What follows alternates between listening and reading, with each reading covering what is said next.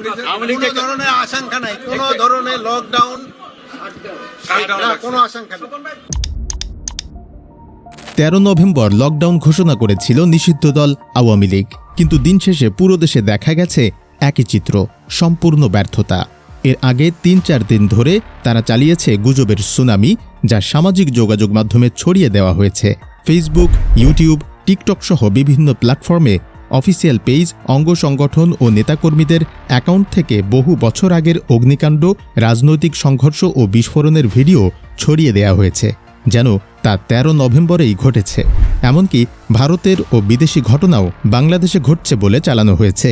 কিন্তু দিন শেষে প্রমাণ হয়েছে সবই ছিল সাজানো, ভয় ছড়ানোর প্রচারণা। এটাই আওয়ামী লীগের পরীক্ষিত নিচ to top propaganda model. High command একটি মিথ্যা তথ্য তৈরি করে এবং তা জেলা, উপজেলা, ইউনিয়ন পর্যায়ের পেজ ও অ্যাকাউন্টগুলোতে মুহূর্তেই ছড়িয়ে দেয়। একই শব্দ, একই ক্যাপশন, একই স্ক্রিপ্ট, কপি পেস্টের বন্যা তৈরি করে মিথ্যাকে সত্য হিসেবে প্রতিষ্ঠা করার চেষ্টা করা হয়। নীতিটা খুবই সরল, বারবার বললেই মানুষ সেটাকেই সত্য মনে করবে। এবং পরিকল্পনার সবচেয়ে সূক্ষ্ম ধাপ হল, কিছু ভারতীয় মিডিয়া সেই মিথ্যাকে ব্রেকিং নিউজ আকারে প্রচার করলে দেশের ভেতরের অপপ্রচার আন্তর্জাতিক প্ল্যাটফর্মে সত্যের রূপ নেয়। বহু বছর ধরে এভাবেই তারা পরিচালনা করে আসছে তথ্যযুদ্ধের পরীক্ষিত মডেল। লকডাউনের দিন সকালে দেখা যায় আওয়ামী লীগের কেউ রাস্তায় নেই। এরপর শুরু হয় তাদের দ্বিতীয় ধাপ, চোরাগোপ্তা অগ্নিসংযোগ, বাসে আগুন, হঠাৎ ককটেল বিস্ফোরণ এবং গলিতে আতঙ্ক তৈরির চেষ্টা। ভাড়াটে সন্ত্রাসী ও ছিন্নমূল ব্যক্তিদের ব্যবহার করে পরিস্থিতি অস্থিতিশীল করার চেষ্টা করা হয়।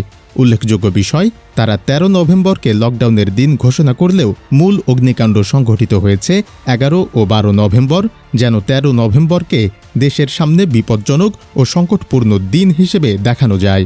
জনগণের সতর্কতা ও পুলিশের কঠোর অবস্থান এবং সোশ্যাল মিডিয়ার ফ্যাক্ট চেকিংয়ে পুরো পরিকল্পনা ব্যর্থ হয়। দিন শেষে গ্রেফতার করা হয় 43 জন। এরা সবাই নিষিদ্ধ আওয়ামী লীগ ও তাদের অঙ্গ সংগঠনের সদস্য। আওয়ামী লীগের পরিকল্পনা ছিল 3 ধাপে সাজানো তথ্যযুদ্ধ। প্রথম ধাপে হাইকমান্ড একটি নির্দিষ্ট স্ক্রিপ্ট ছড়ায়, যা কর্মীরা কপি পেস্ট করে সামাজিক যোগাযোগ মাধ্যমে ছড়িয়ে দেয়। অস্থিতিশীল বাংলাদেশ, গৃহযুদ্ধের আশঙ্কা, আগুন আগুন ধরনের বার্তা।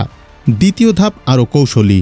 ঘোষণা করা হয় 13 নভেম্বর টার্গেট, কিন্তু মূল অগ্নিকাণ্ড ঘটানো হয় তার আগের দিন, যেন আন্তর্জাতিক গণমাধ্যমে প্রচার হয় পরিস্থিতি ভয়াবহ, দেশ লকডাউনে।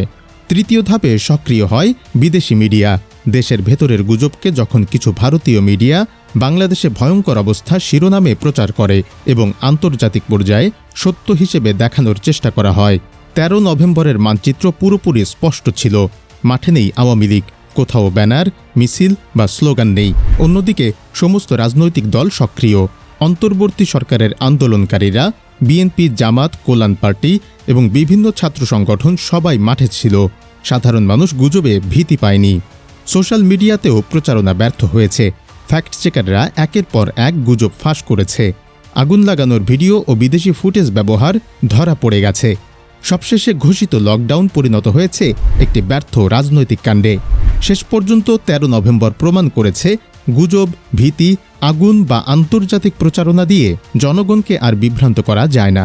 মাঠে অনুপস্থিত আওয়ামী লীগ দেখিয়েছে তাদের জনসমর্থন শূন্যের কোঠায়। ব্যর্থ লকডাউন স্পষ্ট করেছে বাংলাদেশের মানুষ সত্যের পাশে, শান্তির পাশে দাঁড়িয়ে রয়েছে।